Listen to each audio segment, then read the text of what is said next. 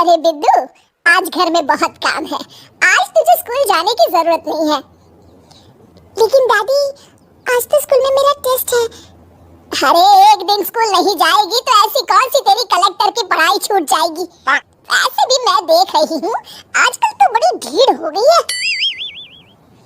अपनी दादी की बातें सुनकर बिंदु नाराज हो जाती है। तभी उसकी माँ कहती है,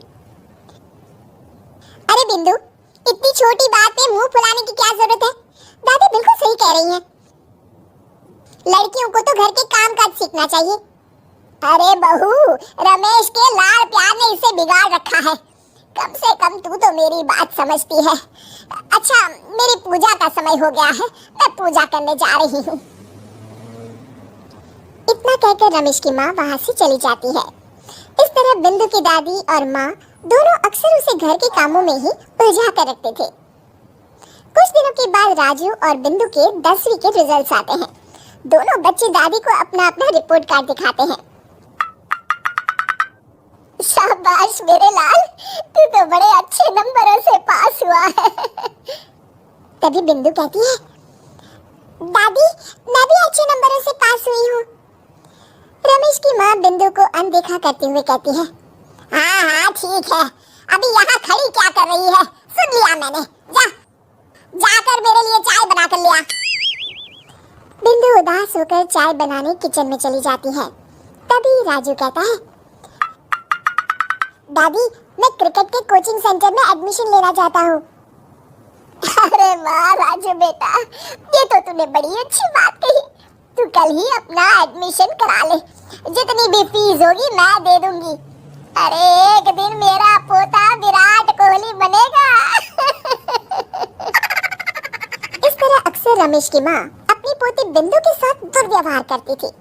कुछ दिनों के बाद रमेश की माँ और उसकी पत्नी दोनों सास बहू मिलकर राजू का एडमिशन अच्छे स्कूल में करवा देते हैं, लेकिन बिंदु का एडमिशन नहीं करवाते।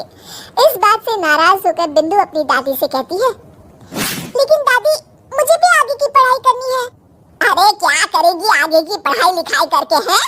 आज से ये पढ़ाई का भूत अपने दिमाग से उतार दे। इतना कहकर रमेश की माँ वहाँ से चली जाती है।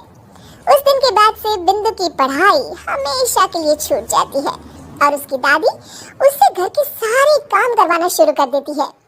इस तरह उसका सारा दिन घर के कामों में ही बीत जाता था। कुछ दिन बीत जाते हैं और एक दिन रमेश छुट्टियों पर घर आता है। बिंदु को घर के काम करते हुए देख उससे कहता है, अरे बिंदु बेटा, तुम स्कूल नहीं गई? पिताजी, दादी ने मेरा एडमिशन कराने से मना कर दिया है। वे कहती है घर पे रहकर घर के काम करना सीख। अपनी माँ का ये बर्ताव देख रमेश को बहुत गुस्सा आता है और वो अपनी माँ से कहता है, माँ ये तुमने क्या किया? आगे की पढ़ाई के लिए स्कूल में बिंदु का एडमिशन क्यों नहीं करवाया? अरे बेटा, लड़की जात है, ज्यादा पढ़ लिख कर क्या करेगी? वैसे भी शादी के बाद तो इसे घर के ही काम करने हैं ना। तुम किस जमाने में जी रही हो माँ? अगर कल्पना चावला के घर वाले भी तुम्हारी सोच के होते तो क्या वो पूरी दुनिया में हिंदुस्तान का नाम रोशन कर पाती? इसका स्कूल छुड़वाकर तुम इसका भविष्य बर्बाद कर रही हो, लेकिन मेरे रहते ऐसा नहीं होगा। बिंदु बेटा, कल ही तुम्हारा एक अच्छे स्कूल में एडमिशन करा दूंगा। तुम जितना चाहे उतना पढ़ो। मेरे होते हुए तुम्हें किसी बात की चिंता करने की जरूरत नहीं है। अपने पिता से हौसला पाकर बिंदु खुश हो जाती है और कहती है, जी पापा, मैं खूब मन लगाकर पढ़ाई करूंगी और बड़ी होकर डॉक्टर बनूंगी। ये हुई ना बात, शाबाश मेरी बेटी। शिक्षा, लड़का हो या लड़की, हमें दोनों को आगे बढ़ने का मौका देना चाहिए।